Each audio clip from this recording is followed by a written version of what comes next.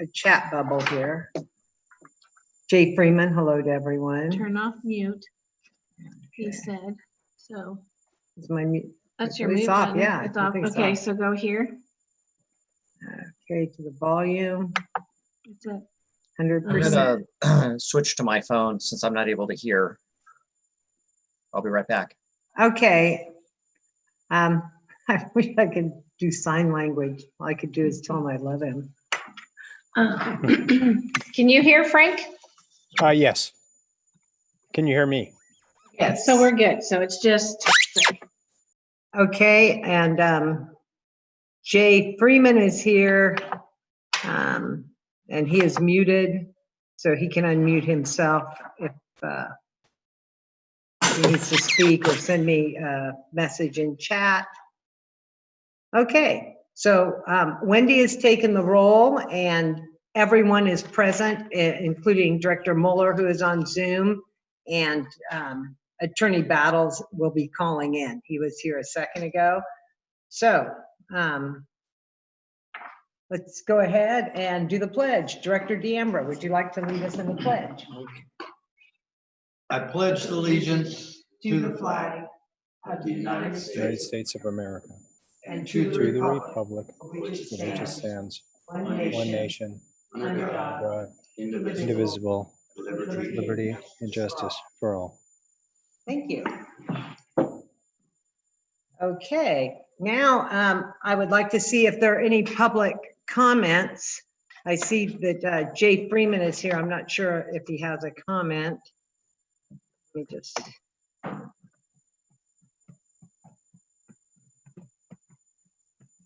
Send a message. It does not appear that anyone is trying to signal me to make a public comment. So we will go ahead and move on to the items on the consent agenda. Wendy has sent out the packet, and they include the special meeting minutes of July 22nd, the treasurer's dashboard July report, including disbursements and profit and loss. So if you want to take a look at 5A, B, and C, these were in your packet, but see if there is anything that you would like to comment on, ask a question about, or a correction that you think needs to be made.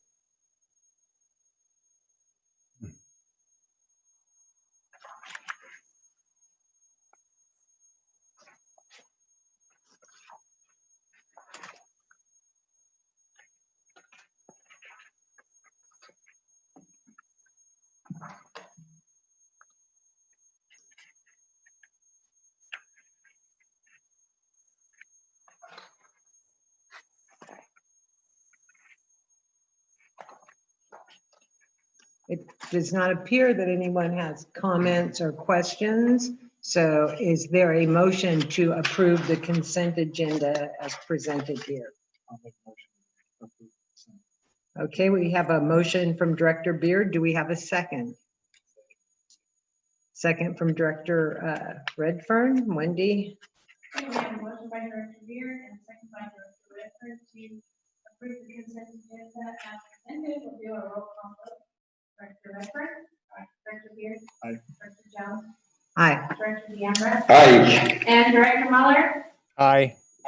Motion passes. Okay, and I see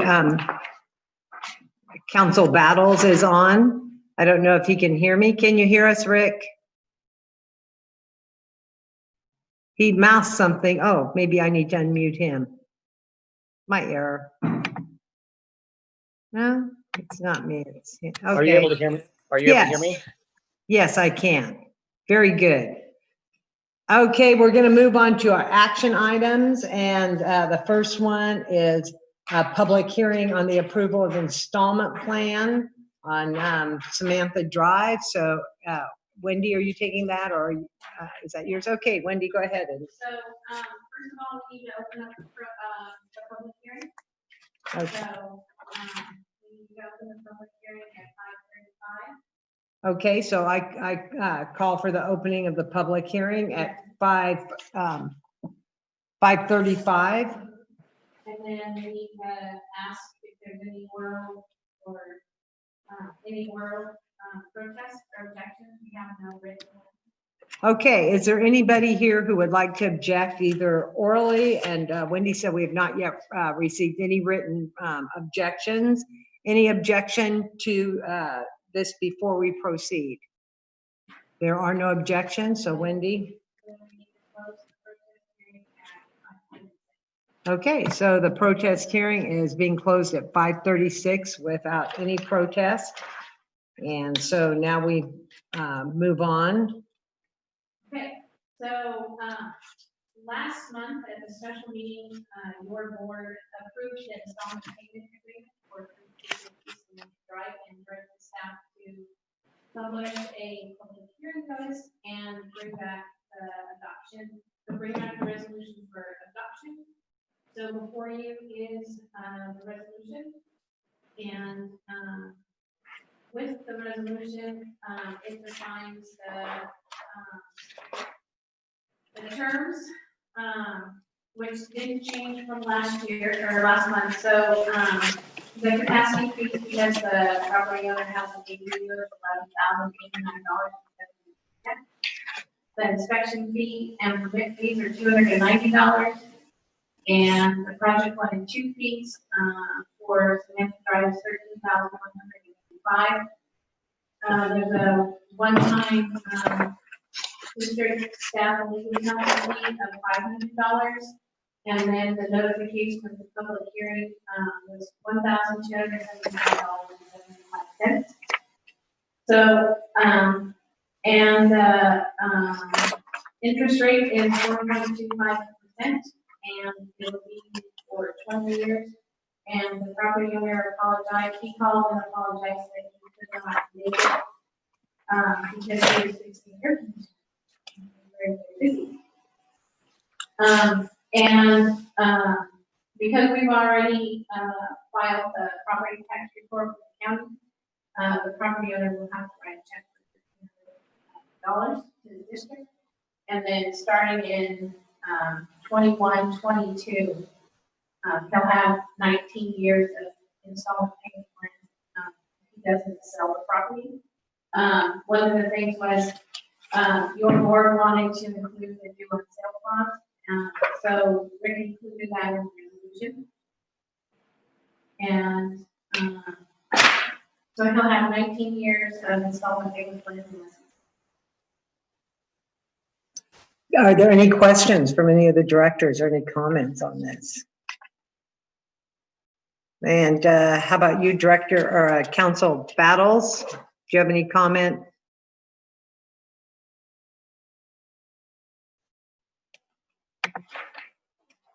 I am not hearing Rick. Ask to unmute. Rick, can you unmute yours? Okay, are you able to hear me? Okay, now? yes, I can hear Okay. you now. Okay, so I wasn't able to hear everything Wendy said. I don't know if she mentioned the fact that the documents do have a due on sale clause. So if the property is sold, all the installments get paid at that time. And then I would recommend that if the board is going to take action to approve the installment payment plan for this property tonight, that the motion be to overrule any and all objections. So that's part of the motion. And then you'd accept the terms of the installment payment plan and adopt the resolution, which is resolution 20-09. I have a question. When you say we overrule any and all objections, even though we asked for objections and there were none, that's just important to have that wording in here? I suppose it's debatable as to how important it is under those circumstances. As a matter of form, I think it's helpful to have that in the record. There could have been objections that came in writing or otherwise. So it just makes the record complete that the board has taken whatever action is needed to move forward. That makes sense. Okay.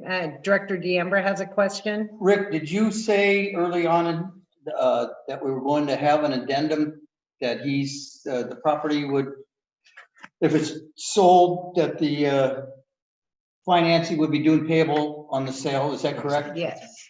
Yeah, we actually put that in the resolution, and it's also in the certificate of lien. So that'll be part of the public record. Okay, thank you. Uh-huh. Okay, so at this point, is there any other discussion? Because I'm going to call for a motion to adopt the resolution. I want to get this language right, Rick. Did you say above and beyond any objection? Overrule any and all objections. Okay. So maybe Wendy, if you could read it to me, and then we could all hear what the language of the motion will be. Okay, so, to overrule, any and all objections. Make its final determination as the terms of the installment payment plan adopt the resolution 20-09 by these. Okay, do we have that So motion? moved as stated. Okay, so Director Beard has so moved as stated. Is there a second? I'll second. That's Frank. Okay, and Director Mueller has seconded. Wendy? Okay. So we have a motion by Director Beard, a second by Director Mueller to overrule any and all objections and approve the installment payment plan terms and adopt resolution 20-09. We'll go roll call. Director Redford. Director Beard. Aye. Director Jones. Aye. Director D'Ambra. Aye. And Director Mueller.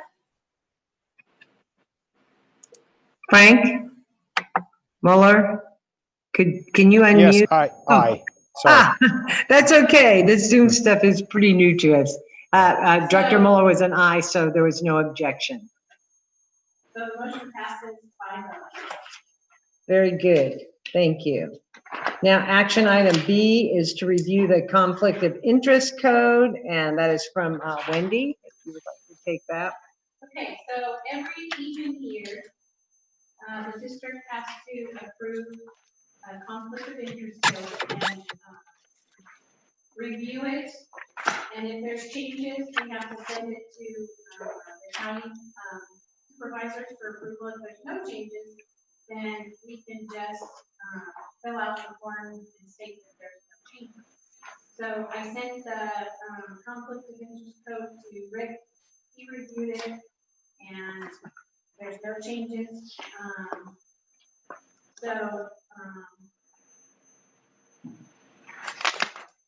You guys just have to. Okay, so what I'm looking for is a motion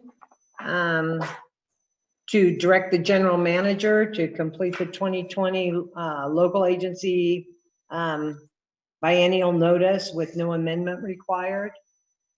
So that is the motion that I'm looking for. I'll make the motion. I'll second. Okay, so Director D'Ambra made the motion. It was seconded by Director Beard. So Wendy? We have a motion by Director D'Ambra and a second by Director Beard to adopt the conflict of interest code with no amendment and authorize the general manager to do a roll call vote. Thank you. Director Redford. Aye. Director Beard. Aye. Director Jones. Aye. Director D'Ambra. Aye. Director Mueller. Aye. Motion passes. Look at that. Now we're really rolling. Okay, then we are going to move to action item C, Horizon Drive Mainline Project updates. And for that, we go to our general manager, Jose Acosta. Good evening, Madam President, members of the board of directors. Next presentation is for updates on the Horizon Line project. We only have 2 updates on the project right now. The procurement of the easements, where we stand with that, and initiation of the application for the SRF loan. So with the easements, currently I'll start out with the loan application. Staff has submitted the general and financial sections of the application, and we're still required to submit the technical and environmental sections of the application. We did the initial submittal, so that way it's in the radar for the state, and if they have any questions, we can start working through the process in their hands and getting feedback from it. The environmental section will require us to reach out to Terra Verde, which the board approved the contract back in March 2020, I believe, to consult with them, get them out to do a initial review of the property and the areas out there to ensure that there are no environmental conflicts. We'll be able to complete the environmental part of it. Included in that is also the CEQA process. So we did consult with our consultant, the previous interim general manager, Mr.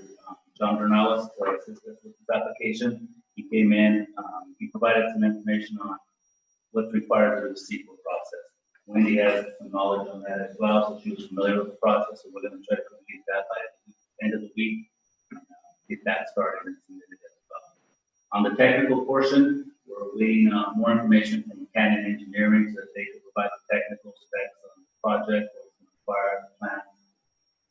Also, in that part of the technical process, drawing a blank right now. But we're working on getting that completed hopefully within the next couple of weeks as well. Hopefully we'll have the whole contract submitted by either by the end of the month of August or beginning of September. And we'll have all the information that we need to include on that. There is one other part of the application that will require us to bring a resolution to the board. It's called a reimbursement resolution. And what that states is the board approves us to be reimbursed when loans approved and money is received for any funds that were spent prior to FEMA.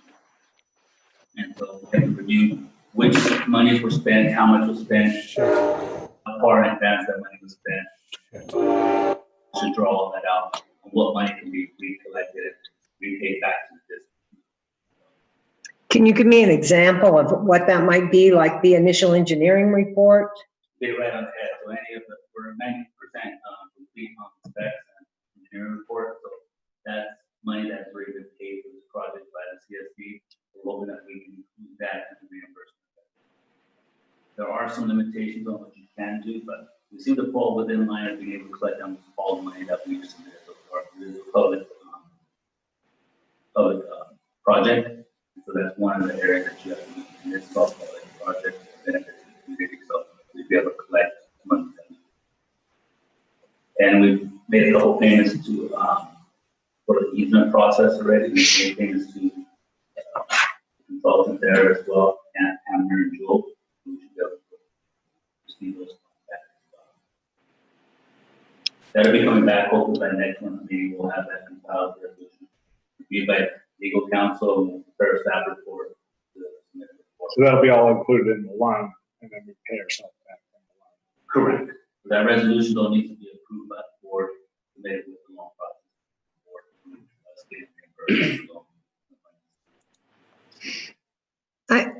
I also have a question regarding SYCSD. Is this a project that normally doesn't have to be scrutinized under the same SYCSD requirements if I was going to go build a house in the forest? Okay, so it should be exempt so that until it's done, it's not done, but that's not a problem that we're expecting to have.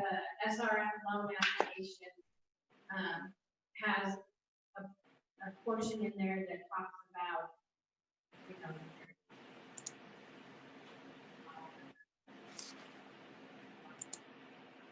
they have to have like a formalized written document that states that, so that's where it's here.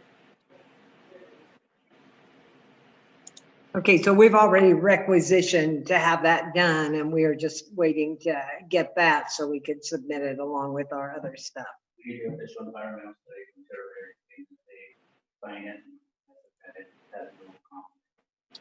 This is the whole package going in. Yes, So sir. they have everything they need to look at, the environmental report, the plans. Who is the weak link, bad term to use, just popped into mind on getting, is it Canon? Are they the ones who are farthest out? Sounds like some of them are ready to go. Canon's the weak link in that they're not ready, again, the wrong word to use. Who's not up to snuff, would you guess, from your interface with these people? Who's not? Who are we waiting for? Yeah, Who are we waiting for? Thank you, Madam President. So Cannon has received this information when Don was here, And so my last interaction and conversation with Mike was that they are working on it. So it doesn't anticipate being that far behind. We're also needing to contact Terra Verde, which is this thing process. We realize what we need from them. So they're a little behind as well. So we didn't realize what we needed from them. What is a little behind me? Weeks, months? So I say, but I'm hoping to have the application submitted, everything that we have on our end by the end of the month, or the beginning of September, So roughly plus or minus 10 days. 15 to 20. So actually it is us who is a little bit behind, but not significantly. We did not, we're just now contacting I don't them. want to use the word behind. because Okay. I think we've approved this process at last month board meeting. So we got on the ball right away and we started the process of getting applications. So I feel we are on course, even Cannon and Terra Verde. If they do start going behind, we and I will follow phone calls, get a little fire. I don't like using the word behind because I don't feel we are behind. No, and that does have a negative It's where we connotation. are in the process. Yes, there you go, because we just want to make sure we stay at this steady clip, and we want to make sure we deliver for the folks that are waiting for it to happen. One thing I do want to mention, and John mentioned this at last month's meeting as well, that there is a long bureaucratic process that could take a while. I know John mentioned it could take 2 to 3 months, and then, but it could take longer. Speaking to John again and to other people, they say it could take six months to a year to get approval on the state. We are a small project. It is a smaller amount of money, so we don't anticipate it taking that long. But I just want to give everyone a heads up that because it is a state bureaucratic process. Could take. Okay, well, we're going to keep asking about it because we want to just, this is something we're excited about getting done. And we could officially submit anything until we have the right. Yes, so, yes, if we're assigning who could have been faster, maybe we all can be, but we're all right on schedule where we should be. Okay, That's yes. why we submitted the financial and general section, and then it's like kind of submitted, and then it gives, so we're, while we're doing all this, then they have time to review it, and they're gonna obviously come back and say, oh, well, you know, engineering, we need the SYCSD stuff, but at least it's in their system, and we've kind of been earmarked for a number. So we're ready. We're ready for that question. Did you have something, Director Redfern? I mentioned the water table higher. Are we doing anything about actually the engineer, anybody check what the water table is so that? So that's a great question. So what I did is right after the meeting, I mentioned that to our engineer, and Mr. Mike Gilbone provided a report that was completed 5 years ago by some hydrogeologists who actually did a core sample at this location. They went down 20 feet at that time. Again, that was 5 years ago. Not sure what the water table was at the time. That is true. And we haven't had very much rain this last year either. We were in a drought this last year as well. But 5 years ago, we were several years into a drought. Correct. But at the time, there was no water 20 feet down. They didn't reach any water 20 feet I'm on the water board for Skyline Park, down. Yes. and our wells are 10 feet down from last year. And I anticipate that because last year was a dry year, so all water tables are going down. Yeah.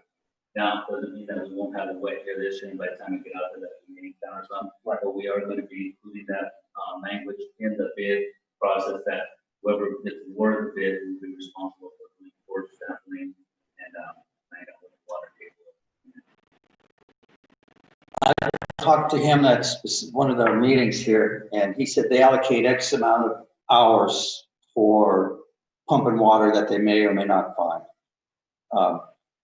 We would at some point have to define how many hours or how many gallons our bid would include before they would say, okay, we're gonna have to start charging more because, you know, it's at 5 feet. And I think we have a couple of places there that are at 5 feet, if I'm not mistaken.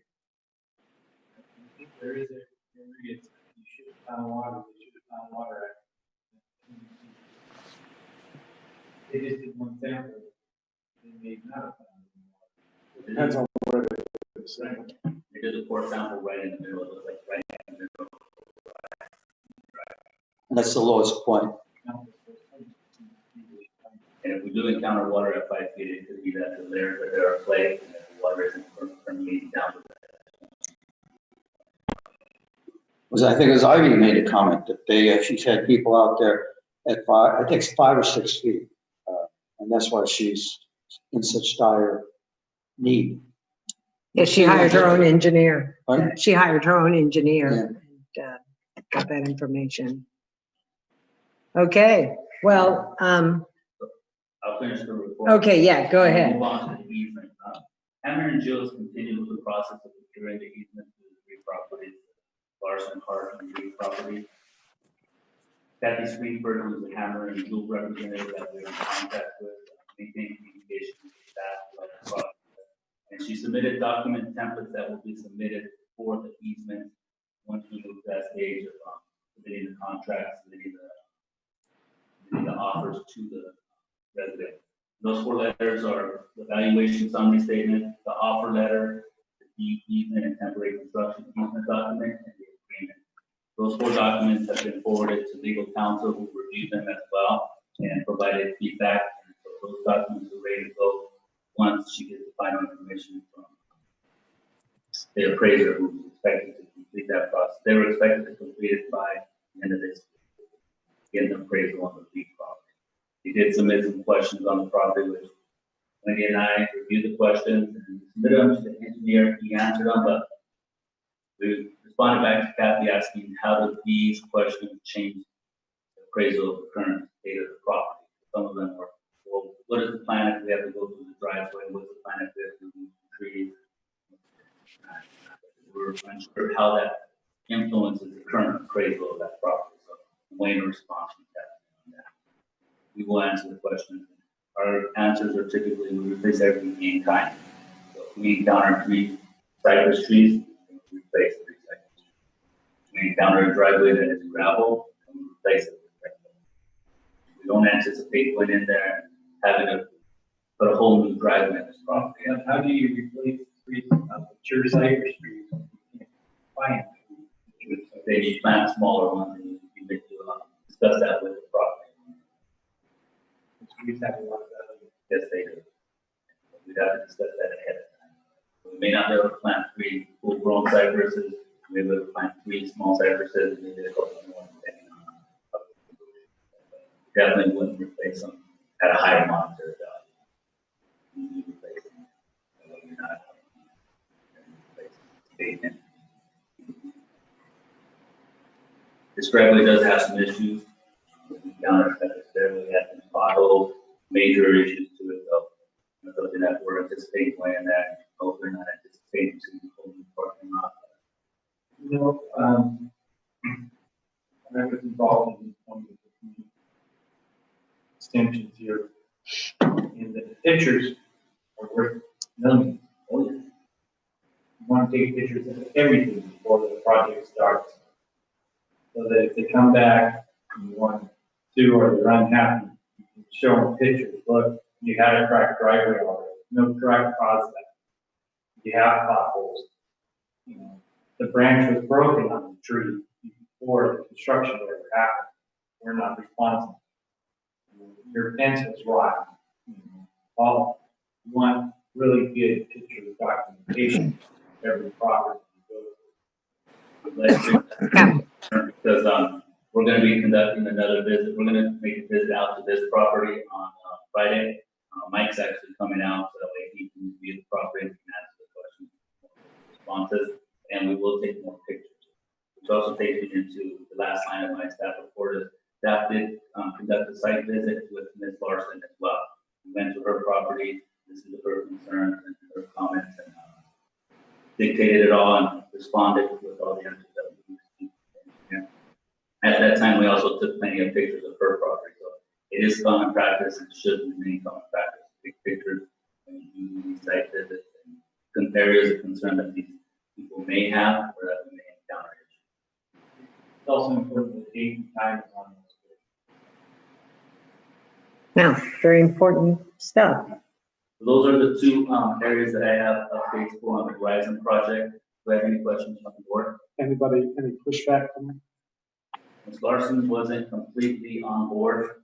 She still had some concerns and didn't sound like she was ready to jump on board and accept it. We were scheduled to have a follow-up site visit with her, which she canceled on us today.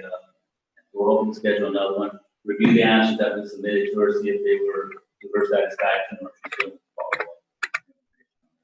For Lee, the appraiser did not have a visit with Lee when they made an initial site visit out there, so there was some conversation there. I think it was mentioned, we're probably anticipating that we may get some pushback from them as well as far as the monetary value that they think the property is worth versus what it may actually be.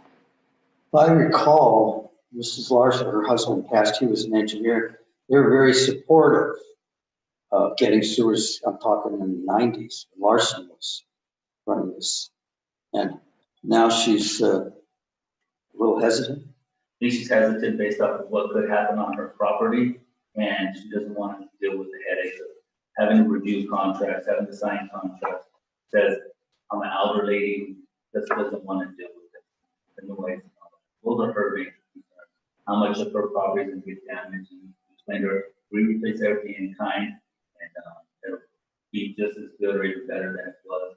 One of her major concerns was a tree that her husband planted on that property years ago. That's a sentimental value, and so we did is we are going to include that we jack and bore over that tree, that we don't have to move the tree, disturb that tree. We are doing some negotiating with her and trying to work with her as well. And Larson did all that, kind of funny, because Terry Ford sued the district. We ended up outside of our easement on the extension, and they sued us for quite a bit of money, if I recall. Larson did or Aaron? Terry Ford sued the district for, we were, I don't know, 8 or 10 feet out of our easement. The easement was up a creek, Yeah. and then it rained like hell back here.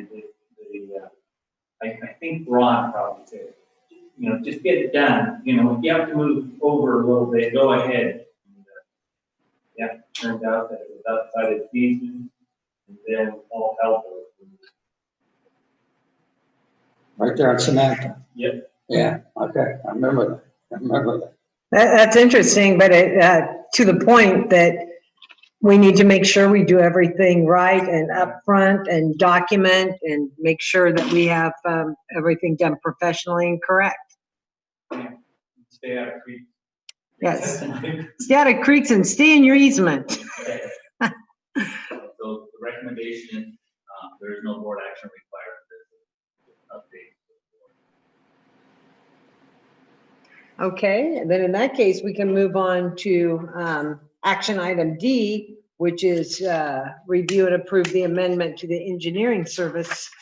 So that is also Director Acosta, General Manager Acosta. Sorry, go ahead. At the July 20th board meeting, the board of director staff and district council will review the present contract that we have with Canon Engineering for any language changes or ensuring that it still meets the district needs. So Mr. Battle, district legal counsel reviewed it, made some suggestions, and the major language changes is included in the staff report. It's also included in the amendment. I'm going to pass this on to Mr. Battle so that he can elaborate a little bit more. Thank you. Any questions. Rick? Can you hear okay, Rick?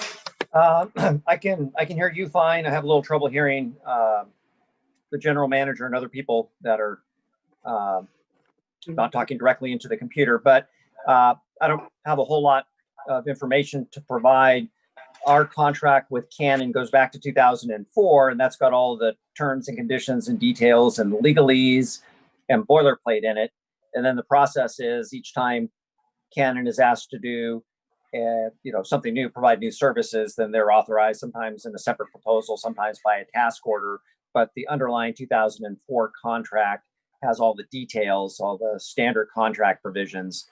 So I looked at that, what the the question came up, I raised the question regarding the original Canon contract when we were asking Canon to provide some additional services, and they had a proposal for those additional services.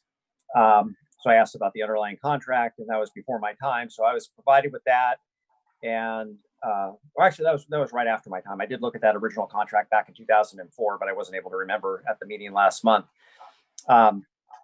So I looked at that contract, and the only thing I saw that needed to be changed was the provision dealing with indemnification.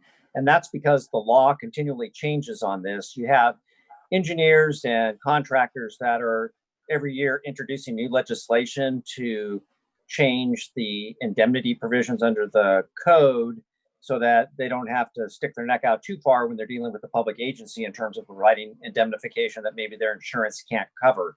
So there's always, each year there's some back and forth between public agencies and others that hire contractors and engineers on the one hand, and engineers and contractors on the other to come up with indemnity language and requirements that everybody can live with. So in the last changes to the law were in 2018, and that law revised what you can say in your contract in terms of indemnification obligations you impose on a design engineer.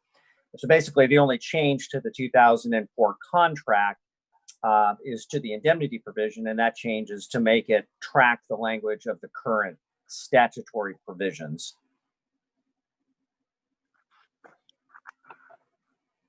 And you see that language in your staff report, and that's what's in the contract amendment. Okay, and just for my clarification,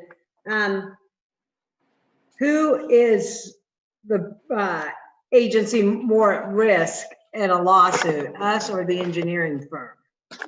Because I would think that we would be the deep pockets, being the taxpayers.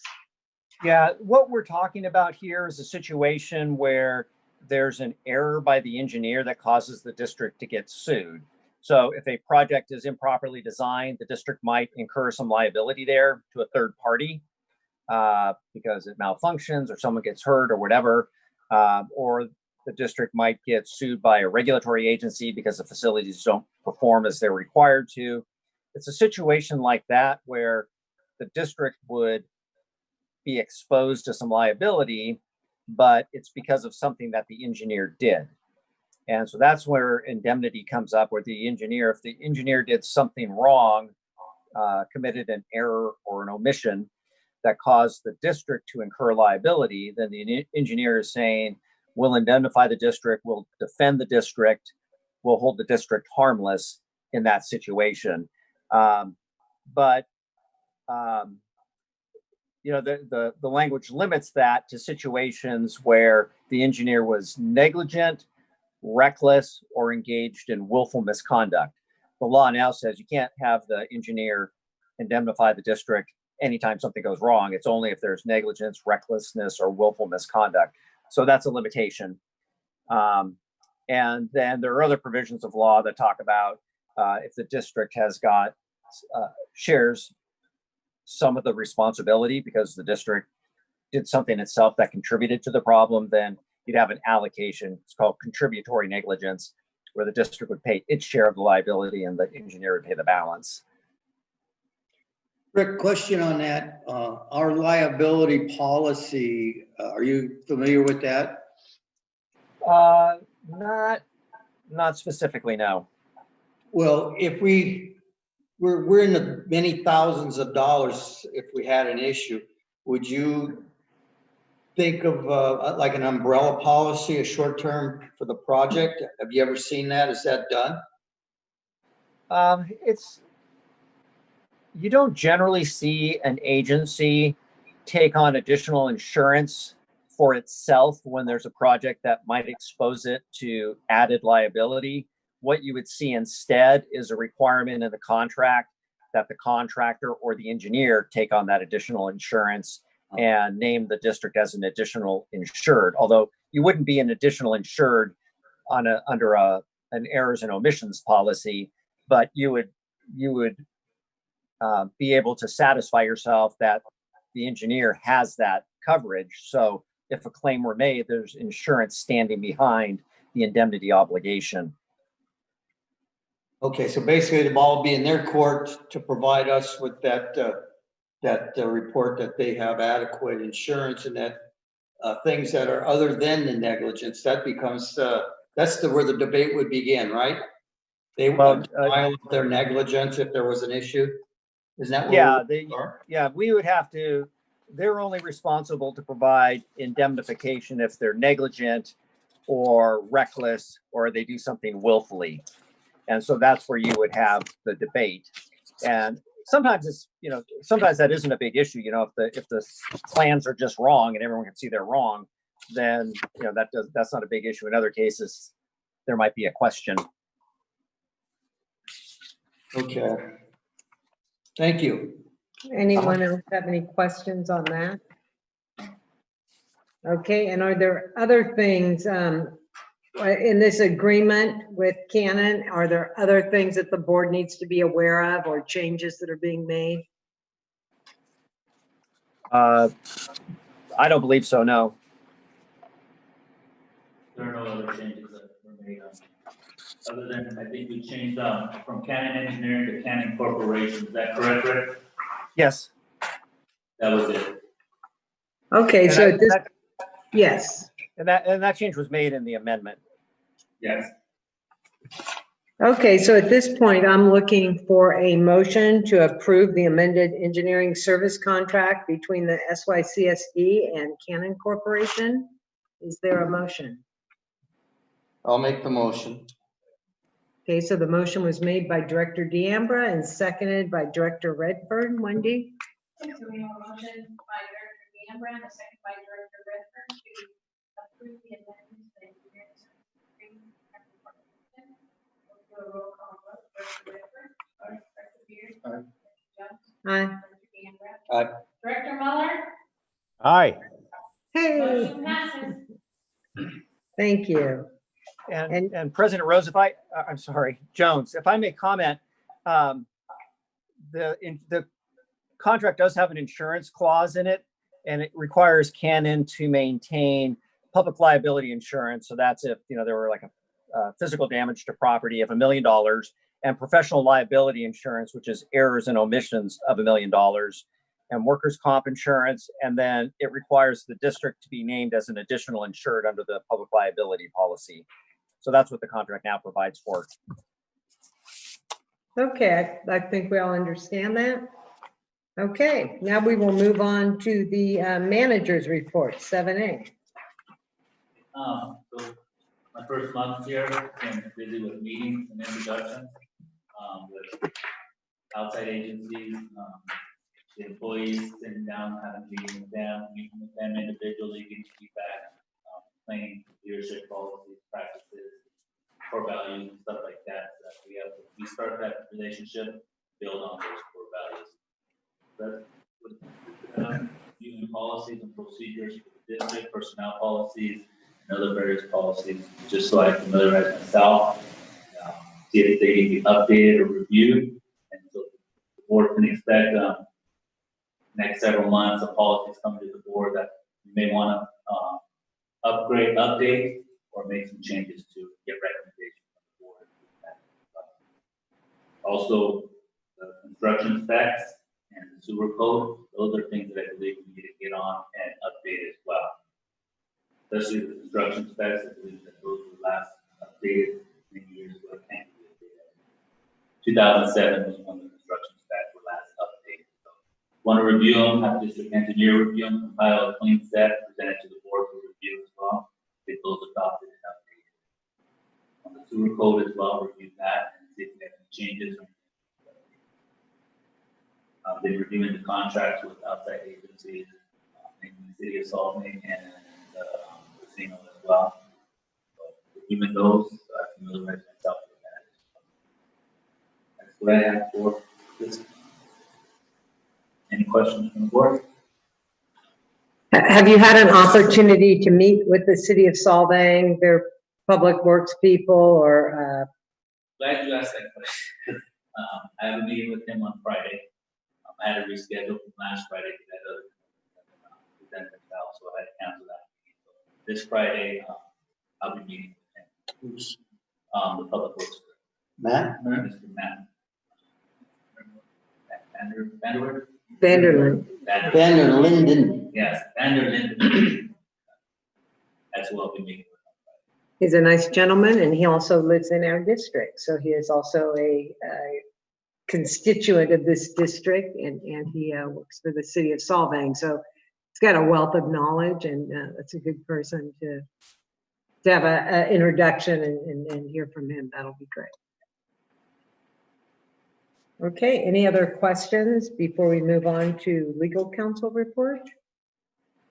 Okay, Mr. Battles, you are up with the legal report. Okay, I thought I would report on a recent Supreme Court decision. It came down on August the 3rd, and it involves a challenge to a new rate structure that was approved by the city of Dunsmuir. And it was a rate increase to fund a $15 million project.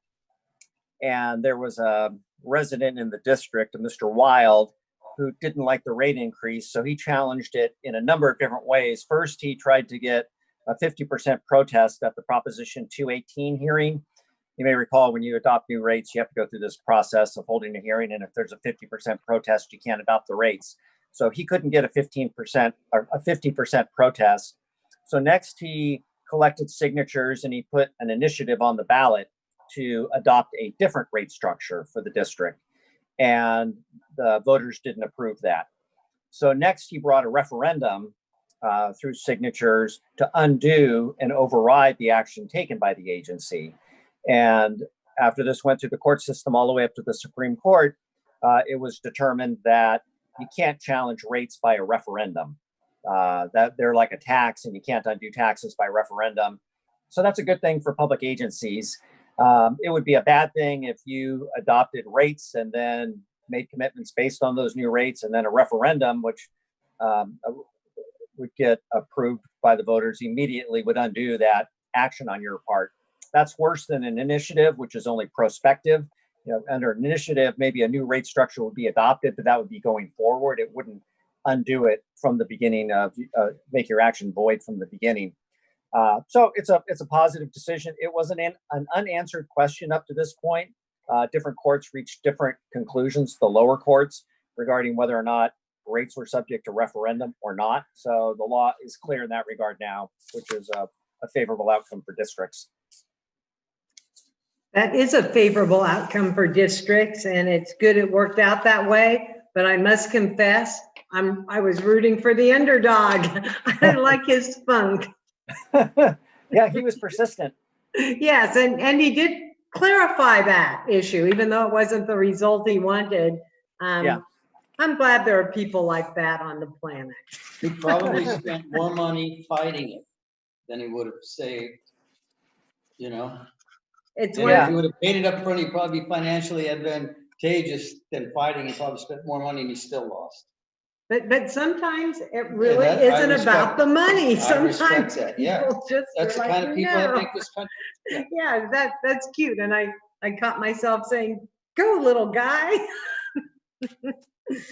But good for us that he lost, and good for everyone that those issues are now clear. So now we will Right. move on to the Secretary Treasurer's report.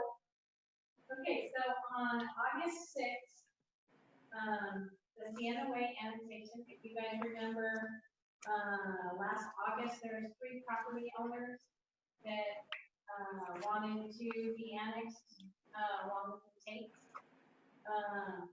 So that was finally heard on August 6th, and it was by one. So they, there's one property owner that's trying to get connected to sewer. So he should be in this week to take this test. There is a 30-day extension. So that was finally done. So that will be our only annexation that we have currently, and it was approved. So that's good. Excuse me, that was the new building, new structure. No, that was the takes. So the 3 properties were the ones that came to the board and were concerned about the takes that they wanted to do. Yeah, okay. And they went ahead and joined together and did a 3-parcel annexation instead of 3 single parcels. So it was approved. And now these people get sewer. Yeah, And nice. then, the elections closed on the 12th. So there were 3 seats up. We have 2 of the incumbents, have filed their paperwork, so they will be on the ballot. That's Director Jones and Director Effort, and, we will have a empty seat. We will have to appoint somebody after. Right, so just to clarify, I was explaining earlier, but I could have got it wrong. The clock starts ticking after the election, not today. We have to let this, Oh, yes. yes, so it's nice to put feelers out. I know I've let a couple people know, I believe Director DeAmber has, but we will be advertising in the newspaper and it will be a process, much like you went through Director Redfern. And yeah, anyway, it will all be good. And I just want to make a correction to the newspaper that keeps calling you a challenger. You are not a challenger, you're an incumbent. You're an appointed incumbent, but you are running as an incumbent. And 2 of the local newspapers have called you a challenger. He is an incumbent, folks.